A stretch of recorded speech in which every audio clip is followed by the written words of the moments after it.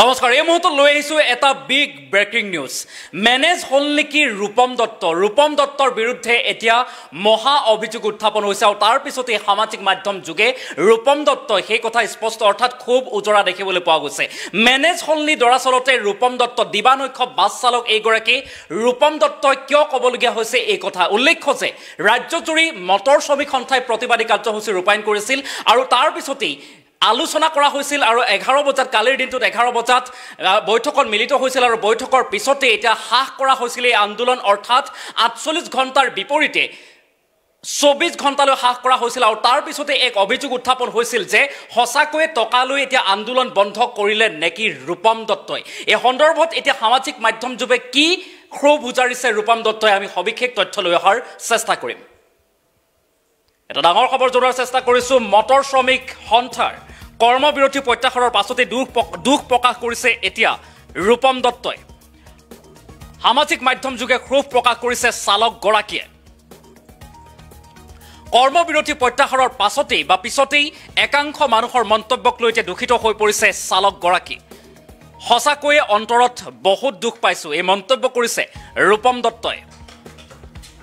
আপোনালোকে মোক বুজি নাপালে এই কথা উল্লেখ কৰা হৈছে সামাজিক মাধ্যম ফেচবুক যুগে এই কথা উল্লেখ কৰিছে ৰূপম দত্তই কিছু লোকে কৈছে মই টকা খালো হসাকৈ এতিয়া মেনেজ হলনি এইগৰাকী ৰূপম দত্ত টকাৰ বিনিময়ত মই বিক্ৰী হৈ গলো এই কথা উল্লেখ কৰা হৈছে আৰু কিন্তু আপোনালোকে নুবুজিলে আমি কিয় প্ৰতিবাদৰ বাবে ওলাই আহিছো ক্ষোভ উজাৰিছে সামাজিক মাধ্যম ফেচবুক যুগে তেখেতে ক্ষোভ উজাৰা পৰিলক্ষিত হৈছে মই কোনো পলিটিচিয়ান অথবা আন্দোলনকাৰী নহয় মোক কোনোবাই কিয় টকা দিব আপোনালোকে এবাৰ ভাবি চাওক এই কথা উল্লেখ কৰিছে ৰূপম দত্তই সামাজিক মাধ্যম ফেচবুক যুগে লাইভৰ জৰিয়তে তেখেতে এই কথা উল্লেখ কৰা পৰিলক্ষিত হৈছে ক্ষোভ উজাৰিছে এক প্ৰকাৰে সামাজিক মাধ্যম যুগে ক্ষোভ প্ৰকাশ কৰিছে এতিয়া দিবানৈক্ষ বাছ চালক ৰূপম দত্তই কিয়নো দেখিবলৈ পোৱা গৈছিল ৰাজ্যজুৰি মটৰ শ্ৰমিক সন্থাৰ আহ্বান মৰ্মে এতিয়া বাণিজ্যিক যিসমূহ বাহন আছিল বাণিজ্যিক বাহনসমূহ সম্পূৰ্ণৰূপে বন্ধ হৈ পৰিছিল কালিৰ দিনটোত এক প্ৰকাৰে স্তব্ধ হৈ পৰিছিল যাত্ৰীৰ মাজত হাহাকাৰ পৰিৱেশে বিৰাজ কৰিছিল আৰু তাৰ পিছতে যি কৰ্মবিৰতি ঘোষণা কৰিছিল 48 ঘণ্টীয়া আৰু কালিৰ দিনটোত আলোচনাত লিপ্ত হৈছিল বা বৈঠকত মিলিত হৈছিল দিনৰ 11 বজাত আৰু দিনৰ 11 বজাত যি বৈঠক মিলিত হৈছিল বৈঠকৰ অন্তত যি আন্দোলন আছিল বা প্ৰতিবাদ আছিল 48 ঘণ্টীয়া প্ৰতিবাদৰ অন্ত পেলাইছিল অৰ্থাৎ 24 ঘণ্টালৈ হাস কৰা হৈছিল অৰ্থাৎ কালিৰ দিনটোতেই আন্দোলন হৈছিল বা প্ৰতিবাদ হৈছিল আৰু আজিৰ দিনটোত সেই কথা উঠাই লোৱা হৈছিল অৰ্থাৎ আজি পুৱাৰে পৰা 5 বজাৰ পৰা পুনৰবাৰ বাণিজ্যিক বাহনসমূহ নিয়মিতভাৱে চলি আছিল আৰু তাৰ পিছত সামাজিক মাধ্যমত ৰূপম দত্তৰ বিৰুদ্ধে এক মহা অভিযোগ উত্থাপন হৈছিল বুলি তেখেতে ৰূপম দত্তই সেই কথা উল্লেখ কৰিছে আৰু তাৰ পিছতে এতিয়া সামাজিক মাধ্যম ফেচবুক যুগে লাইভৰ দ্বাৰা এনেদৰে এতিয়া ৰূপম দত্তই স্পষ্টীকৰণ দিছে এক প্ৰকাৰে ক্ষোভ উজাৰিছে মই টকা খোৱা যেন লাগে নেকি বুলি তেখেতে উল্লেখ কৰিছে এই মুহূৰ্তত আমি পোনপটীয়াভাৱে সেই সংবাদ নহয় সামাজিক মাধ্যমৰ জৰিয়তে ফেচবুকৰ জৰিয়তে ৰূপম দত্তই কি কৈছিল ফেচবুকৰ জৰিয়তে সেই মন্তব্য শুনোৱাৰ চেষ্টা কৰিম আজি মই সঁচাকৈ অন্তৰত দুখ পাইছোঁ মই বাই হাৰ্ট কৈছোঁ আপোনালোকে মোক বুজিয়ে নাপালে এতিয়ালৈকে মোক বহুত স্ক্ৰীনশ্বট আহি আছে আচলতে মই আজি মোবাইলটো অফ কৰিয়ে থৈছোঁ বহুত স্ক্ৰীনশ্বট মোলৈ মানুহবোৰে পঠিয়াইছে বহুত মানুহে কিছুমান বাতৰিৰ তলত কমেণ্ট কৰিছে খুব বেয়াকৈ যে ই বিক্ৰী হৈ গ'ল ই আমুক হৈ গ'ল এইটো কাৰণেহে আন্দোলন কৰিছিল নেকি আজিৰ পৰা আমি আন্দোলন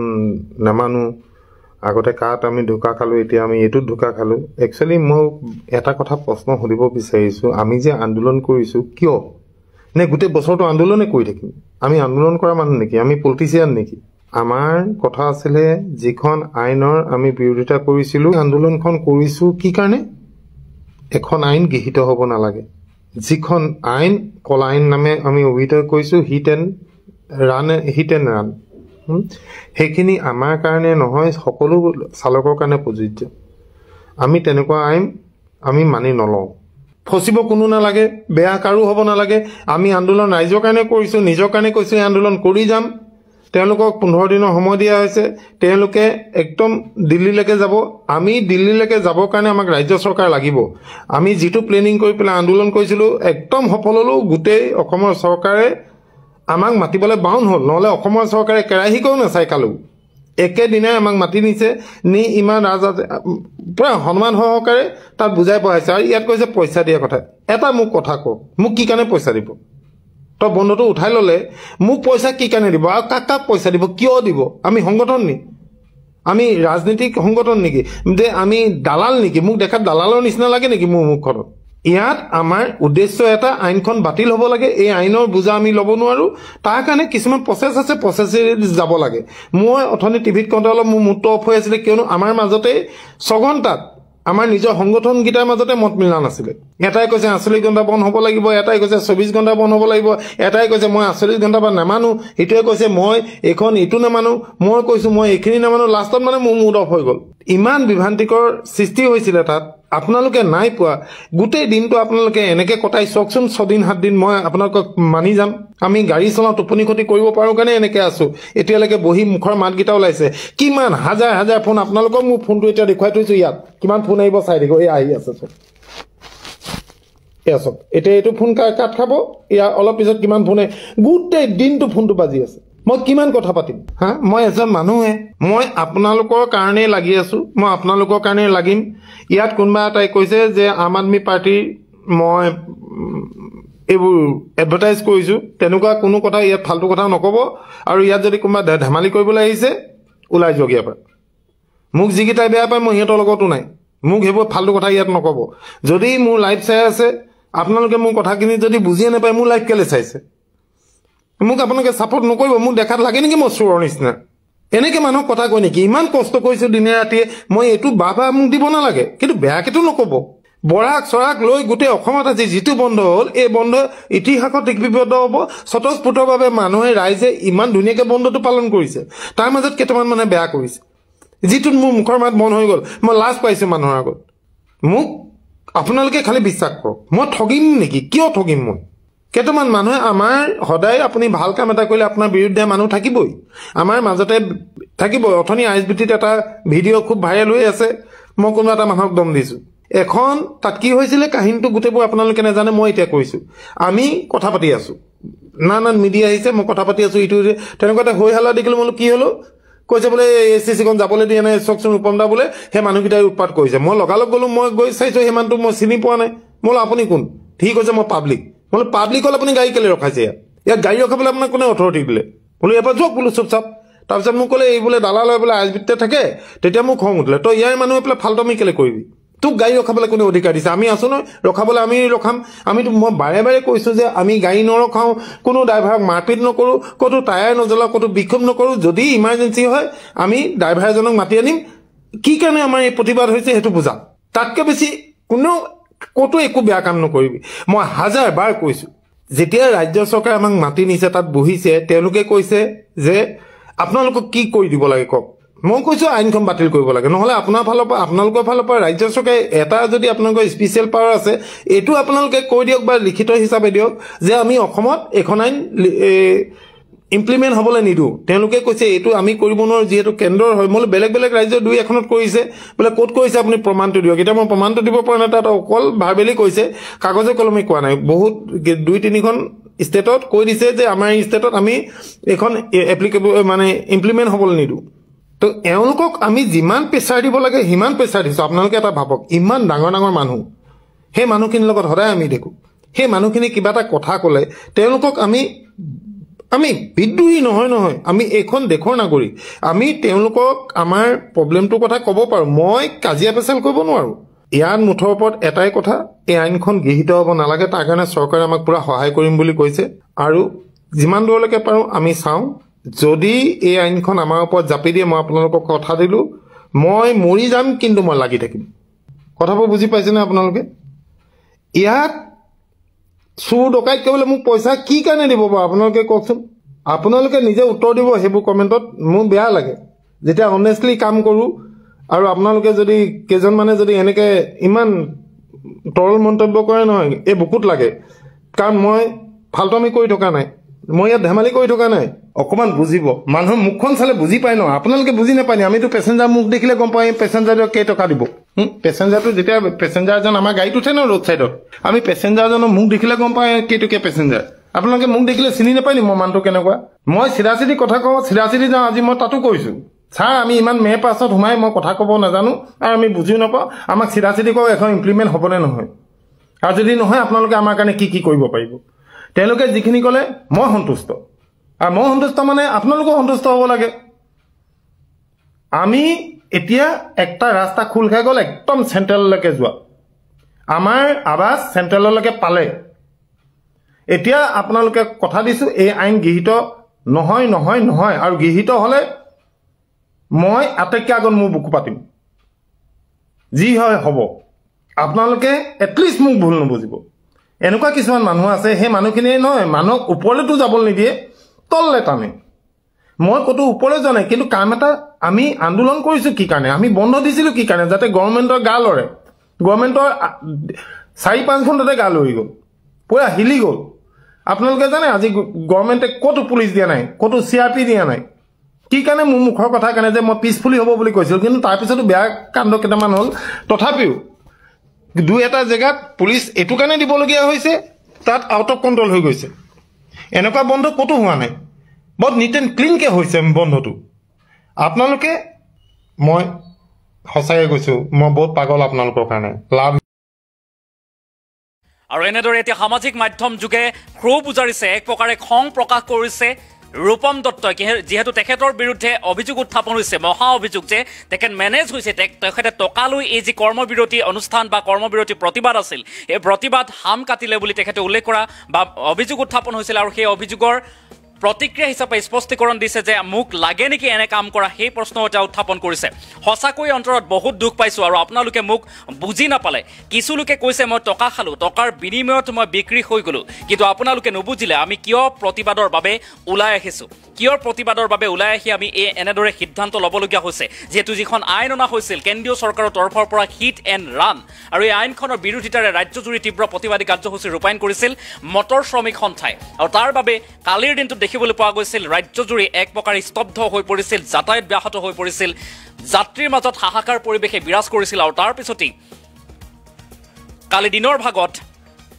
11 বজাত এখন বৈঠকত মিলিত হৈছিল প্ৰশাসনিক বিষয়াৰ সৈতে আৰু তাৰ পিছতেই সিদ্ধান্ত লৈছিল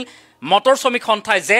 যি 48 ঘণ্টীয়া কৰ্মবিৰতি আছিল বা প্ৰতিবাদৰ কাৰ্যসূচী আছিল তা হ্ৰাস কৰি 24 ঘণ্টা কৰা হৈছিল আৰু 24 ঘণ্টাৰ পিছত অৰ্থাৎ আজিৰ দিনটোত উঠাই লোৱা হৈছিল আৰু তাৰ পিছতে অভিযোগ উত্থাপন হৈছিল এগৰাকী ৰূপম দত্তৰ বিৰুদ্ধে তেখেতে মেনেজ হৈ টকা লৈ বহিলে আৰু তাৰ বাবে এই সিদ্ধান্ত গ্ৰহণ কৰিলে বুলি এক প্ৰকাৰে অভিযোগ উত্থাপন হ'ল আৰু সেই অভিযোগৰ পিছতে এতিয়া সামাজিক মাধ্যম ফেচবুক যোগে লাইভৰ জৰিয়তে ৰূপম দত্তই এই অভিযোগ খণ্ডন কৰিছে অৰ্থাৎ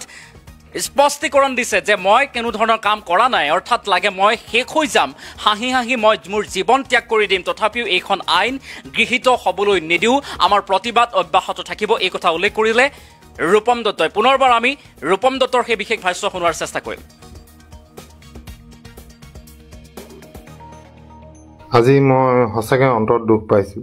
মই বাই হাৰ্ট কৈছোঁ আপোনালোকে মোক বুজিয়ে নাপালে এতিয়ালৈকে মোক বহুত স্ক্ৰীনশ্বট আহি আছে আচলতে মই আজি মোবাইলটো অফ কৰিয়ে থৈছোঁ বহুত স্ক্ৰীনশ্বট মোলৈ মানুহবোৰে পঠিয়াইছে বহুত মানুহে কিছুমান বাতৰিৰ তলত কমেণ্ট কৰিছে খুব বেয়াকৈ যে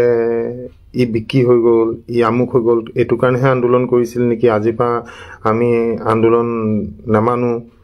আগতে কাত আমি ঢোকা খালোঁ এতিয়া আমি এইটোত ঢোকা খালোঁ একচুৱেলি মই এটা কথা প্ৰশ্ন সুধিব বিচাৰিছোঁ আমি যে আন্দোলন কৰিছোঁ কিয় নে গোটেই বছৰটো আন্দোলনে কৰি থাকিম আমি আন্দোলন কৰা মানুহ নেকি আমি পলিটিচিয়ান নেকি আমাৰ কথা আছিলে যিখন আইনৰ আমি বিৰোধিতা কৰিছিলোঁ আন্দোলনখন কৰিছোঁ কি কাৰণে এখন আইন গৃহীত হ'ব নালাগে